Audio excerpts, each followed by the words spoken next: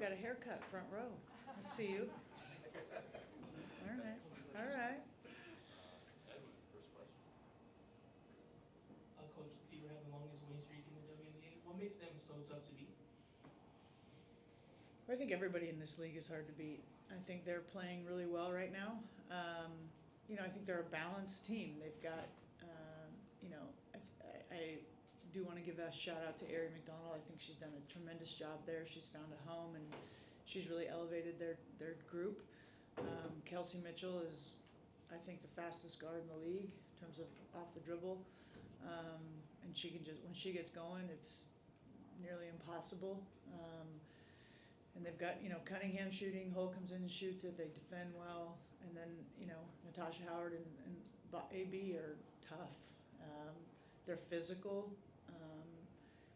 they play hard, and, we've been on a 5-game winning streak too, and you're playing with a little more swagger, you're playing with a little more confidence. I think they're coming in here, one of the hottest teams right now, so we have our hands full. There's a lot that goes into beating anybody in this league. I think for them, we got to handle the physicality and play with pace. I think that's going to be big. China Davis with the Southern California News Group. Coach, like you said, the Fever, they're on a 5-game winning streak, but your team has won 7 of the last 9, so I would say your team is hot as well. Other than score more points, what do you feel like the team has to do Beat to me win to this my game? line. Like, what's going to be the difference? I don't know. I think we've 3-point line well. It seems like when they really get going, they're hitting from 3, and that could be from anybody, right? I think we've got to do a good job keeping them off the free throw line, but it cuts both ways. I think we do well when we're hitting 3s and when we're getting to the free throw line, so it might be a battle of wills in those regards, but we've got to be good on our matchups and defending personnel, and at this point, we've played them twice. It's the 3rd time, at this point in the season, you've played everybody a couple times at least already, and so it becomes a little more of a chess match than checkers in terms of making adjustments. But yeah, I think, both Indiana and us are confident right now, but man, nothing's easy. Eric Warwar with the LA Times. Coach, you alluded to this a little bit. Obviously, the Fever without Caitlin Clark, but in her place, a number of players have stepped up, as you mentioned, Leah Boston, Kelsey Mitchell, Sophie Cunningham, as you mentioned, a number of them. But how do you kind of approach that scout when there's weapons really all over the floor? Anyone can step up. When there's what all over the floor? I'm sorry. Weapons all over the floor. Oh. Anyone can step up. Yeah, I mean, and that's what makes a good team.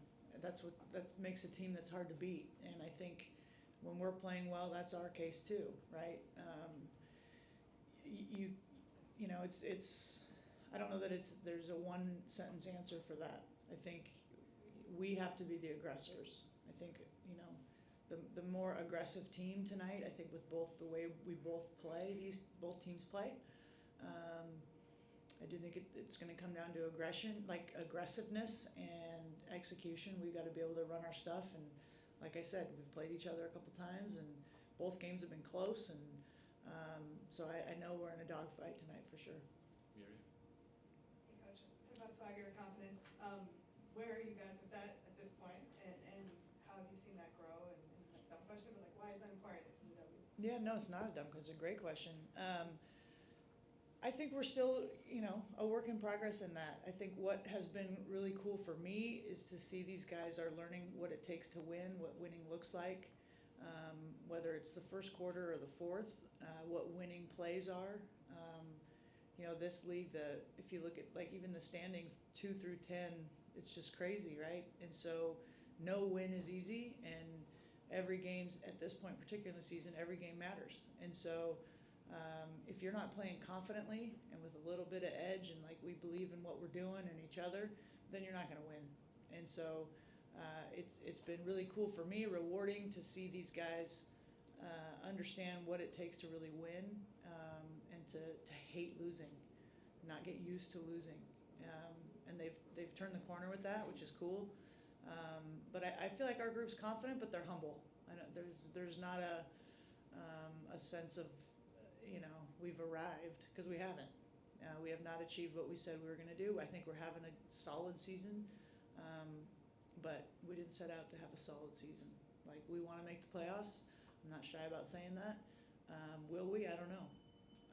You know, it's hard, but that's certainly the goal, and we just got to keep pushing. And I certainly think if you're not confident in your work and in your teammates, it's almost impossible.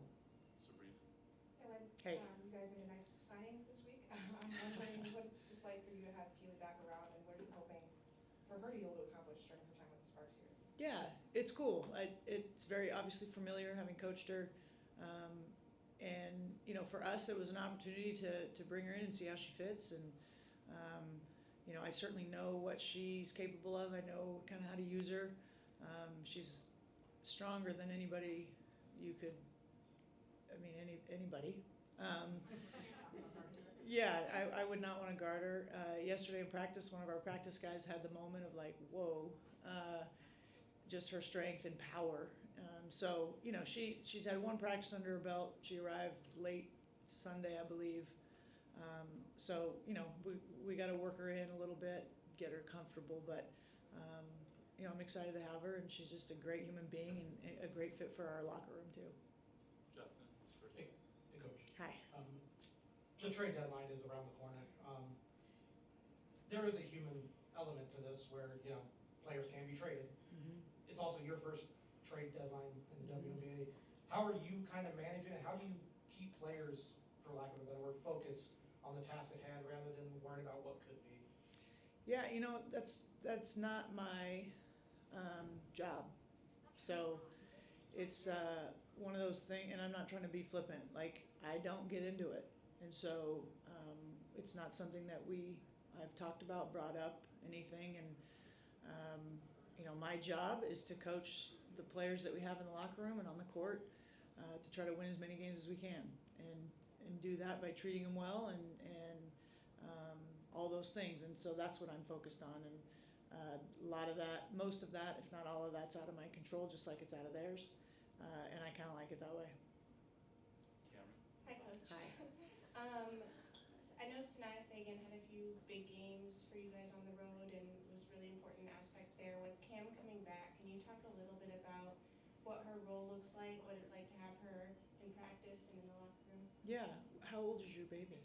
She's 4 months. Oh my gosh. I mean, basketball is cool, but that's way cooler.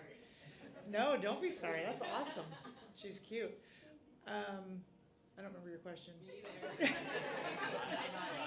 Oh, Sanaya. Sorry.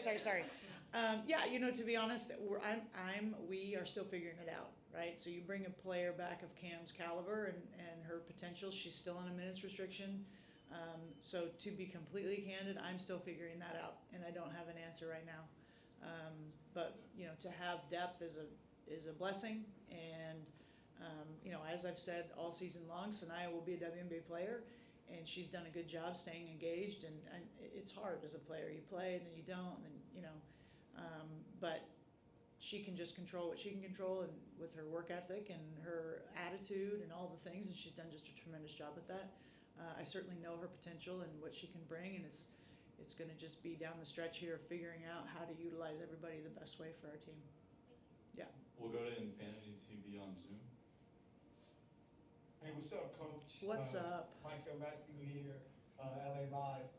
So, the last game you guys played against the Seattle Storm, you threw out that small ball lineup with Rakia at the 4 and Cam at the 5. How important was it for you to kind of give that look for Rakia so that she can be able to have the space to go downhill? And what did it kind of do to unlock Cameron Brink there in that fourth quarter? Yeah, great question. I think, you know, Seattle's probably the biggest team, longest team in the league, with Malunga out there and Neka and Ezzy. You know, they're big, and so I was kind of matching up with them with our length, and we just couldn't get clicking. And so it was like, well, screw it. We're just gonna go small and make them guard us. I always say that the knife cuts both ways. We have to guard them, but they got to guard us. And I think it opened things up for us. We started playing with a little more pace and all those things. And I told Cam after the game and the team, like, I think Cam kind of single-handedly turned around the momentum of the game. She hit a couple shots and got some blocks. She got some fouls. Let's not be shy about that. But it did affect Seattle. It did. There was one possession I remember, you know, NECA was attacking, saw Cam and kicked it out. And she may not even have noticed that, but I was like, okay, like that's affecting the other team's offense. And so Cam's presence is big. We got to keep her out of foul trouble. But I thought she single-handedly did that. And then Rakia was just huge all night. She had a couple just huge offensive rebounds. The one on the free throw there over Ezzy to tie it. I think that was in double overtime. I don't know. That all runs together, but you know, Rakia was great for 50 minutes, or 47, I think she played. But, you know, putting her, you know, she's also fearless. So it's like, okay, you're guarding Malunga, who's 6'7", and she just kind of said, all right, cool. So I like that fearlessness from her, and she's shown a lot of confidence and grit down the stretch here. Hey, Coach DJ from Infinity TV. Final question from us over here. Last time we spoke to KP, she talked about protecting home court. Is there any philosophy that you've expounded on with the team that you can talk about and the importance of protecting home court tonight? Yeah, I mean, a couple things. One, I'm not going to buy into the narrative, and I'm not going to let them buy into the narrative that we're not good at home. Like, just quit it. Quit thinking about it. Change it, right? Like, don't give yourself a hook to hang an excuse on. I think, secondly, you know, we've talked about what things can we control, and there's a lot of distractions, and LA is LA, and we love it, but there's a lot of things, and so trying to minimize distractions, and, you know, we're better, we've have a better record on the road. I think it's because they're just a little more locked in, and there's no distractions, and so what can we do to kind of control that and help them be their best version of themselves at home? But I'm not gonna let anybody use an excuse. We've got to be better at home, and hopefully that starts tonight. Thanks, Coach. You bet. Thanks, Coach. All right, thank you. I'll see you after.